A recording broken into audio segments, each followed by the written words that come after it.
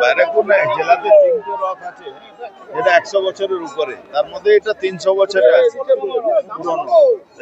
এই রাজবাড়ি বলা যেত। এই রাজবাড়ি নামে এই পুজোটা হতো, রাজারাই করতো। এবার আমাদের গভর্নমেন্ট 5 লাখ টাকা করে 100 বছরের উপরে যে রথ আছে 5 লাখ টাকা করে আমাদের সরকার অনুদান দিয়েছে, যে 100 বছরের পুরনো রথ। আস্তে আস্তে দেখুন, এই তো রাজারাই করতো বেসিক্যালি। ধীরে ধীরে তো রাজ শেষ হচ্ছে, জমিদারিও শেষ হচ্ছে, আস্তে আস্তে পুজোটাই বন্ধ হয়। তো আমাদের সনাতনী ধর্মকে তো বাঁচাতে হবে। সনাতন ধর্মকে বাঁচাবার জন্য সমস্ত রকম সরকার সুযোগ সুবিধা আমরা করছি। আমরা সরকার পাশে দাঁড়িয়ে আছি, এবার দিয়েছে।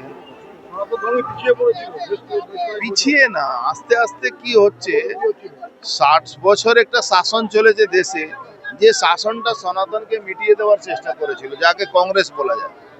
আজকে সনাতন 2014 সাল থেকে ভারতবর্ষের মানুষ বুঝতে পেরেছে যে ভারতবর্ষকে সনাতনী মানুষরা নিজের কথা বলতে পারছে, নাহলে কথাই বলতে পারতো।